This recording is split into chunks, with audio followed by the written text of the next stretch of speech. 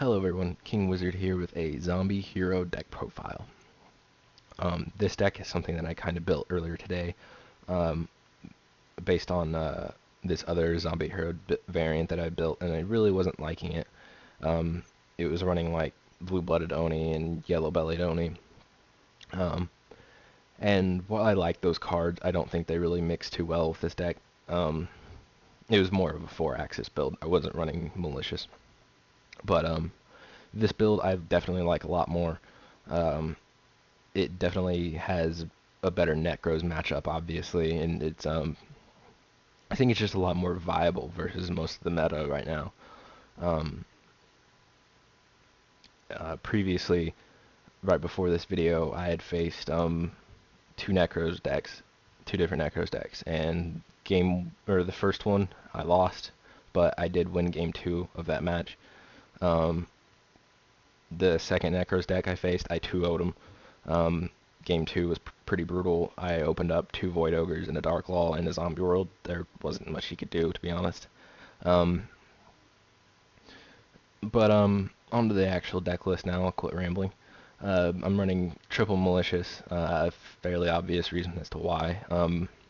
Double plague, double zombie master, triple Mizuki, two uni zombies, two shadow mist, two bubble men, two mathematician, and two summoner monk.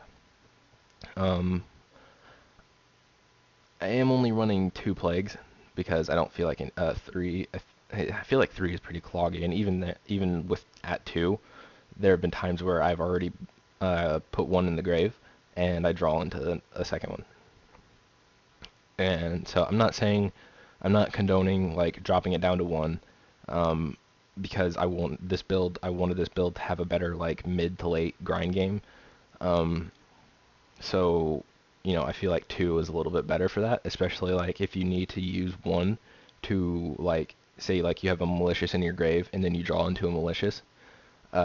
Plague is really good for, stopping that a brick pretty much, by using his effect to special summon Plague and returning that malicious to the top of your deck.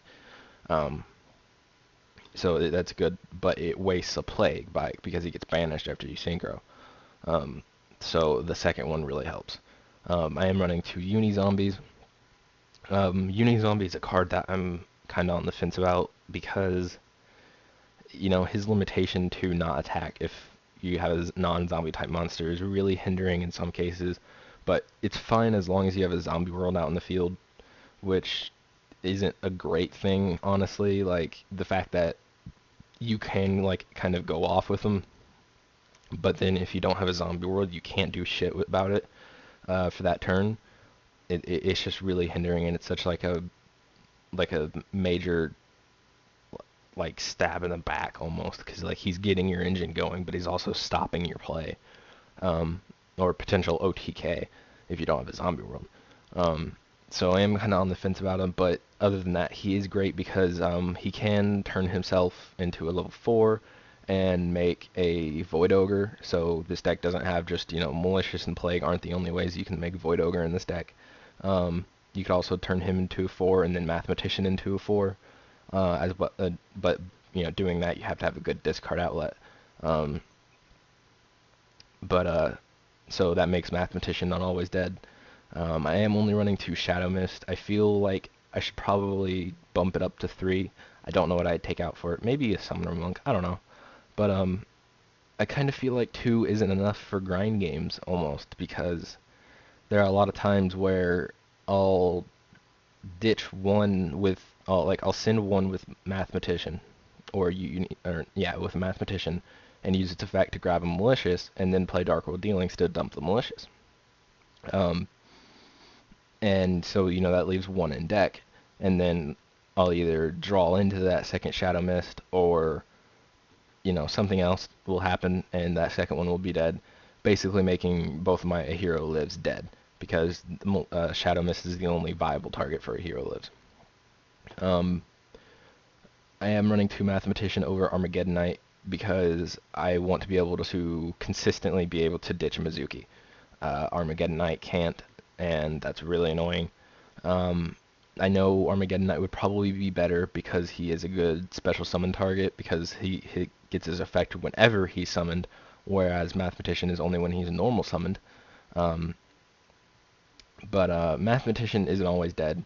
This deck has enough discard outlets to the point where my dark targets are gonna hit the grave in some way, shape, or form. Um, so like Armageddon Knight isn't necessary really when I already have so many discard outlets or ways to get dark monsters into the grave, but I don't have enough ways to get Mizuki into the grave. Um, Outside of drawing him, the only ways that I can, or the only way outside of drawing him and playing something like Dark World Dealings or Mass Change Second, um, the only way I can get Mizuki into the grave is with Unizombie or with Foolish Burial. And I don't like that. 3 cards getting him into the grave is kind of bad. So I wanted more ways to get him into the grave. Um, and him being on the field, he's not always left dead, just because, like I said, he could potentially be used to make a Void Ogre with Unizombie's effect, and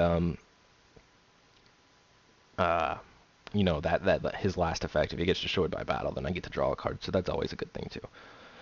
Summoner Monk, just for added, level 4 consistency, I can discard any spell and special summon like a zombie master, and then ditch something important out of my hand, and then special summon another zombie.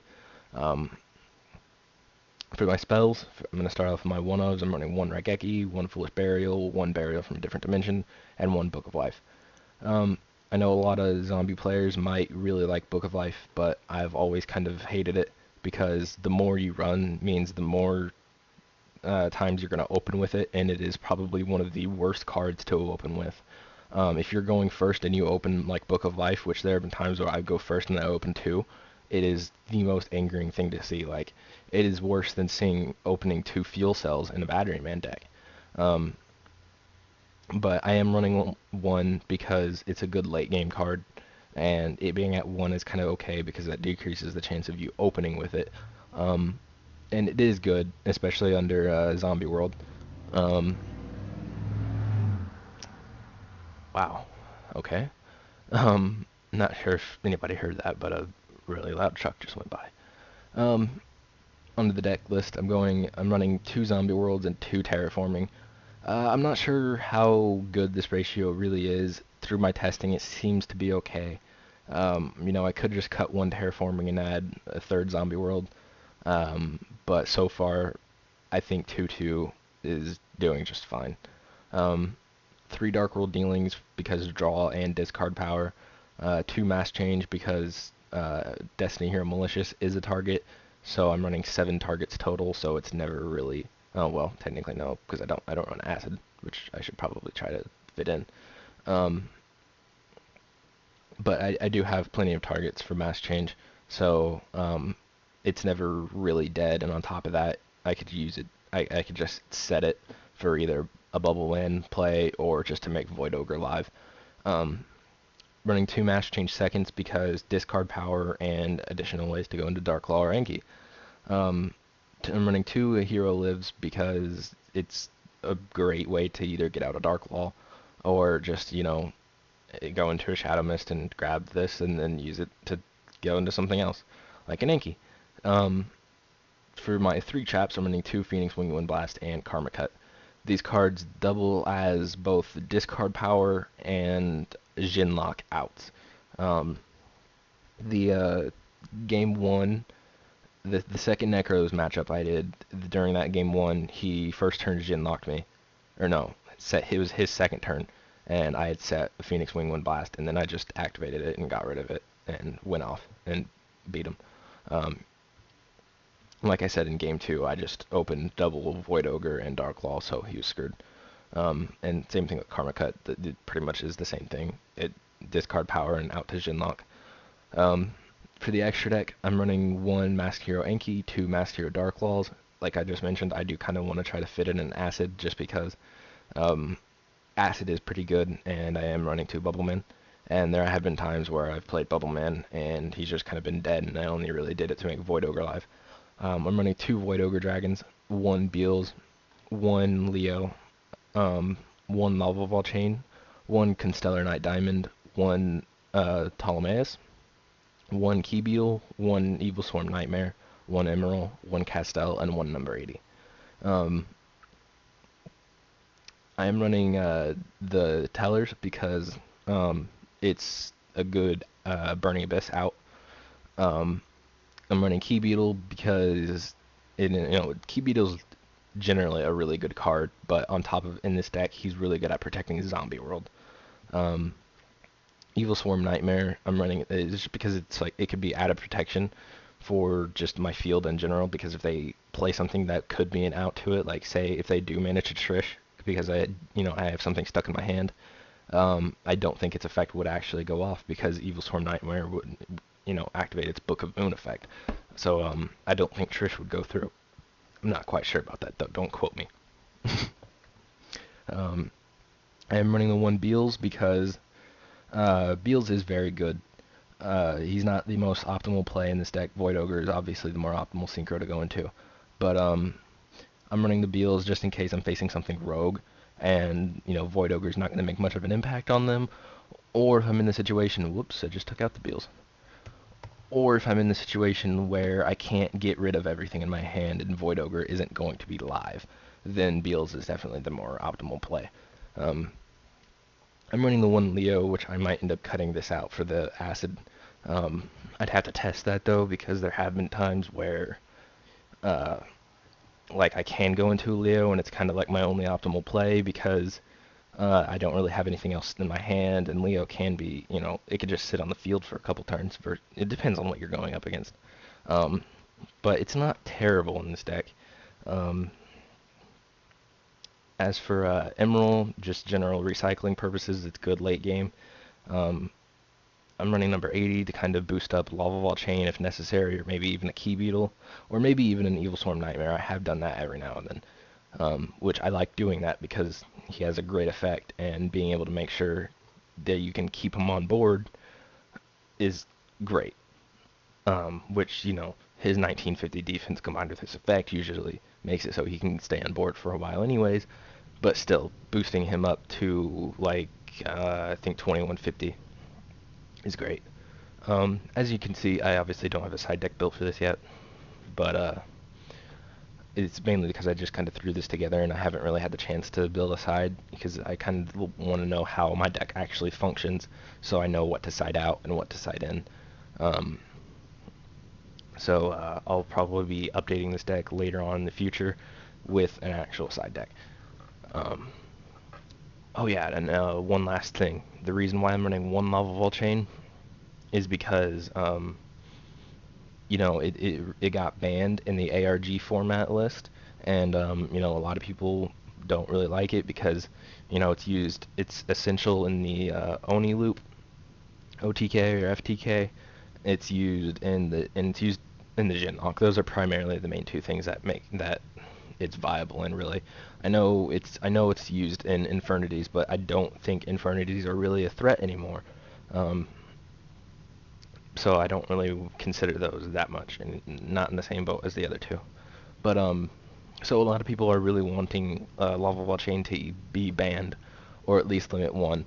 And I don't think Konami's going to ban Lava Vault Chain. If anything, I imagine that they're going to hit it to 1. So I wanted to test out running this deck with it at 1, and it performs perfectly fine at 1.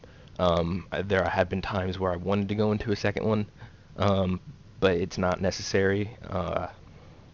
It's so, like, most of the time I can just go into something else with that rank 4 play. Like, I could just go into a Key Beetle or number 80 or Castell. It doesn't really matter. That second Lava Vault Chain, or even potentially a third, I don't know why you don't run 3 in this deck.